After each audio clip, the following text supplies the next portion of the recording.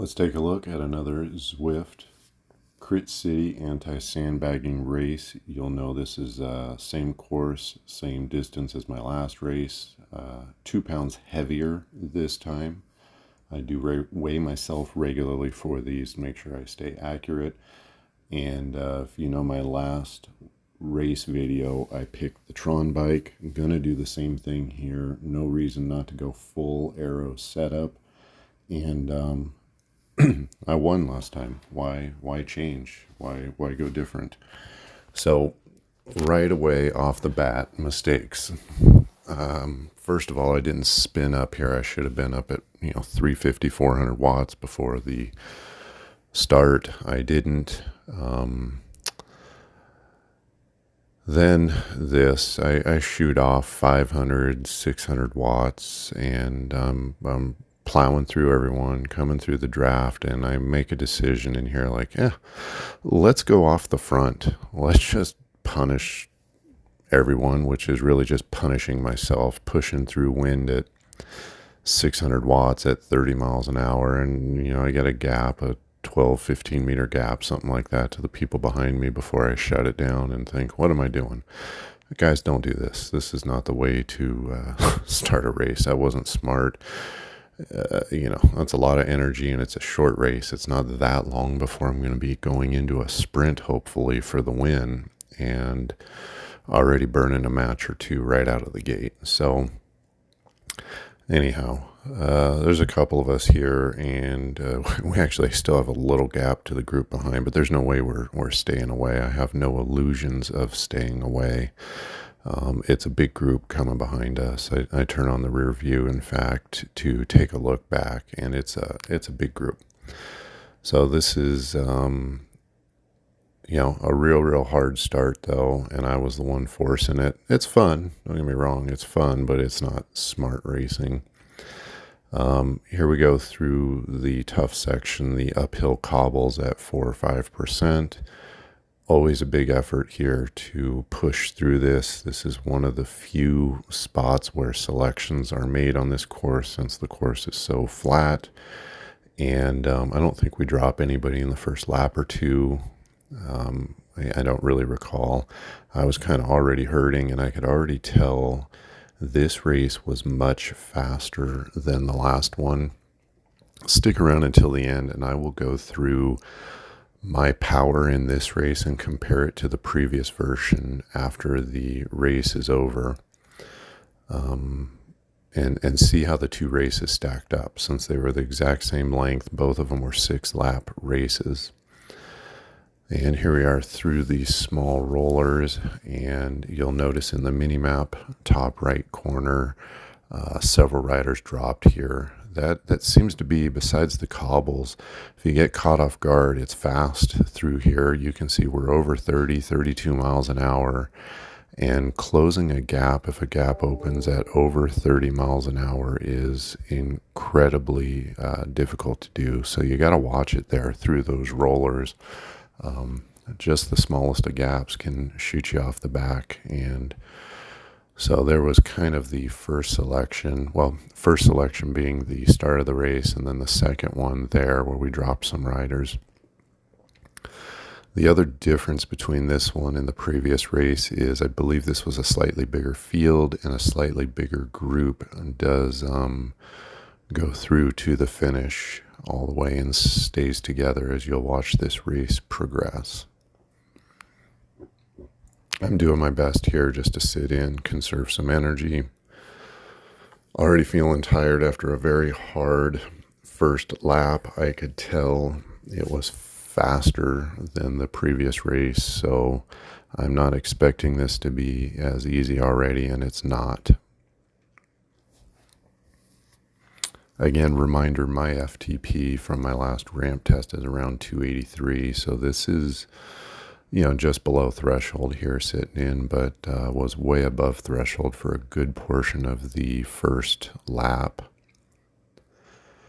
And we are sitting in, and I know we're approaching the cobbles again. I did pick up that Bean Burrito power-up, which makes me undraftable.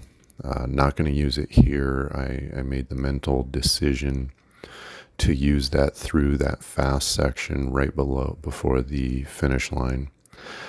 And this rider here, Ghost Rider, every lap you'll see him is taking off the front, and I do kind of chase him down here and put in a little 400 watt dig. I don't pull through. I think that's another mistake. Look at the map. I just chase this guy down. There's a big group behind me. There's no way he's gonna solo break away. Why? I don't know why. And I did this on a couple of laps. Why put forth that effort to chase down a solo rider? Should have been sitting back into the group, save 40, 50 watts, something like that. And, conserved a little energy. Like I said, this was a lot harder than the last time I raced this course. So I do pop my bean burrito there. And it's fast again, over 30 miles an hour. I see this gap right here and I'm like, oh no, oh no, oh no. And I'm thinking, oh, don't get dropped here, don't get dropped here. Again, I put in a little dig. I'm glad I was attentive and able to stay with the group, but once again, another dig. Tiniest of gaps behind our group. I don't think that it splits here. I think that, the guys behind are tacking back on. Maybe one or two don't get back on again through that fast section of rollers before the start finish line. And you can tell those guys behind us, if you're looking at the mini map, are probably working really hard to try and close that gap right now and stay with us.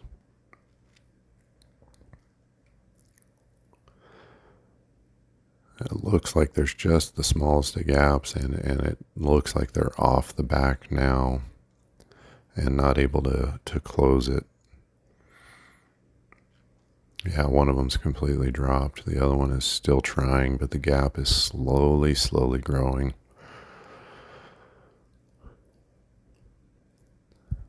So a couple more got shelled there, and I know they were trying to tack back on for a half a lap. And then this happens, the dropped rider comes sprinting by. Some ungodly 2,000 watts or something crazy. So back into the cobbles, more hard work, more hard anaerobic work, and same thing, same rider, used a feather power up. Ghost Rider is off the front, and it doesn't look like I chased this time. I learned my lesson from last time. I stick near the front. I do not put my nose into the wind though, and I'm going to save some energy. Slightly hit the front here, but I soft pedal. You notice I dropped 50, 60 watts off. So I'm not doing work on the front. And sure enough, we bring them back before we even get to the next corner. So not an issue. And back through the rollers. Again, using the undraftable through here. Don't know how much that really helps. Couple guys using their arrows and draft boosts through here, which is smart. And again, sizable pack still together. And here we are back through the start line, soft pedaling on the front. No extra work when I'm on the front, and sit into the group as always. See what kind of power up we get. Big group staying together. It's good. Picked up the Arrow helmet. I will again use that in the high-speed roller section before the start line. Make use of that where the speeds are the highest on the entire course. Not doing a lot of work here, obviously. I feel like the pace has come out of the race just the tiniest of bits. a sliver of relief. It's not much, you know, this is still threshold and near threshold work for most of the race. I forgot a towel. I'm wiping sweat with my hand. Still uncomfortable, you know, heart rate's up in the 170s, low 170s most of the time through here. You know, my max is about 190 as a reference, 190, 192, right in that range.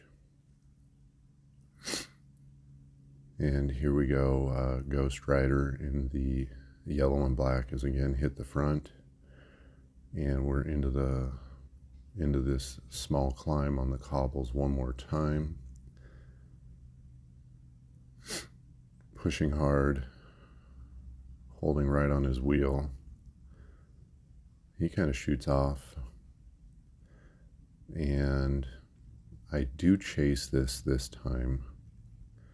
And again, I'm not sure why I do this. I should just let him go, let him sit out on the front, but there's a couple riders with us, a little bit stretched out behind us. I feel like I was doing a lot of the work patrolling the front and chasing things down here. I should not have been doing this.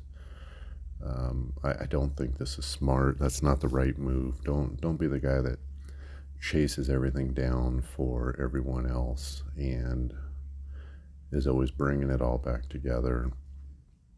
No need to do that. They weren't going anywhere. It's still a big group that will naturally chase that down. As you can see, I just finished using the arrow power up because once again, we're over 30 miles an hour through that section, so it's going fast. And let's see what power up we get on the last lap.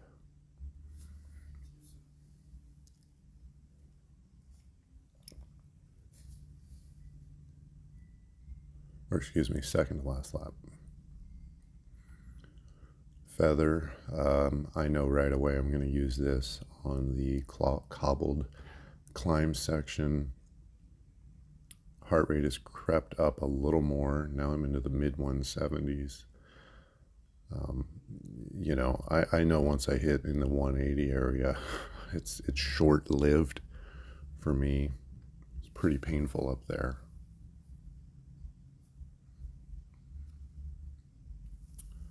Several of the guys are using their drafting boost right now. I figure everyone must be hurting. Everyone must be hurting. Doing anything they can to stay with this lead group. Doing anything they can to come to the finish line together to contest for the win, even if that's using power-ups early. I always try and do everything I can to save those power-ups and use them at the best spot on the course for whatever particular power-up I've got. And then I forget to pop the feather. I think I should have popped it already. There we go. So I hit the feather, not too bad. And you guessed it, same guy off the front here. He's also got an arrow helmet that he used through there. Stayed together that time. It didn't really, he didn't really go all in on that climb.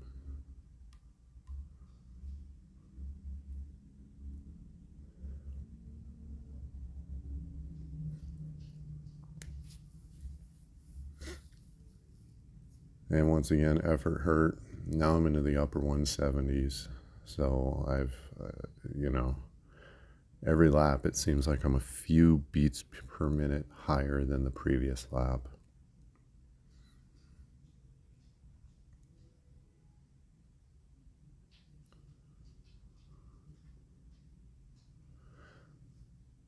High speed through the rollers. Heading back to the finish line. Pretty strong effort here, you know. I was nervous about being dropped. Stayed to the front, was even on the front a little bit there.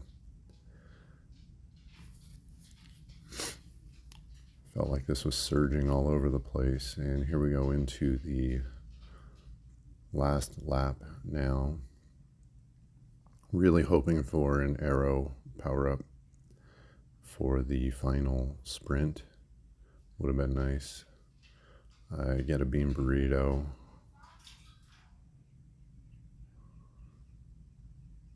I see these guys. I don't know if they kind of use the draft of the lapped riders, but they're taking off on a flyer. I do kind of sit in behind these two guys. I was going to let these two chase anything down. Seemed like they were willing to chase it down, and perfect for me because I'm just going to sit right behind them. And then one of them right away gets popped for a cone. Chasing that move down, unfortunately, for them on the very last lap. And Ghost Rider is on the front, hammering hard the whole way. I'm keeping close tabs on it. Heart rate is now 180, though. This is suffering time for me. And we're into the last time up the cobbles. I feel certain this is going to be one of the hardest pushes of the race, and I'm over 600 watts here. I know people are going to want to try and drop anyone possible on the last lap through there. Big effort, and the heart rate reflects it now, hitting 185. So we're very close to max heart rate. Probably, I don't know, is that like 98% of max heart rate? And down to less than a half mile. I want to stay near the front through this fast section. I don't want to be on the front like I am now, but want to be near the front, want to be in good position the whole way to the finish to make sure I'm in the right spot to contest this sprint all the way to the line. And it's hard work. I mean, these guys made this race so hard, and now I'm, over 500 watts just to stay with them, ramping to 600. I'm dying. And then a little lull and hard push to the line, and end up in third. Just felt like I didn't have the legs I did last time in the sprint, and I want to replay this in slow motion because there's a bit of a mistake on my end. Over 600 watts, I felt it in my legs. They were burning, and I didn't want to jump out into the front. I almost eased up a little bit right here around this corner, and it's too much. I mean, that's the gap, and they're gone. Aero power up on the front.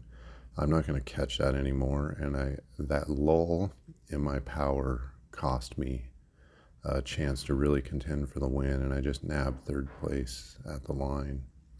So don't do that.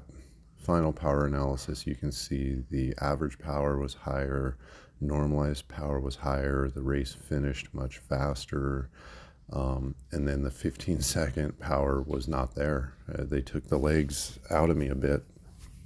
That being said, I feel like this was a positioning and timing issue, and you'll see sprint data here. I was clearly the strongest sprinter once again, but I did not win because the top black line is my power, which is, for 15 seconds and less, much stronger than everyone else. But if you're not at the right spot at the right time and delivering that power when you need it, or if you hesitate right in that last corner like I did, you're not going to win. You'll never get that gap back to really race for first place. So lessons learned, the big three things being: number one, not such a hard start off the front of the race at the beginning. Number two, chasing down the solo riders off the front every time we went up the cobble climb. And number three, the hesitation in my sprint in the last corner. all of those things combined took it away from me and eliminated any real chance of me contesting the wind. If you guys like this video, like the analysis, please like and subscribe, and I will be bringing more content. Thanks.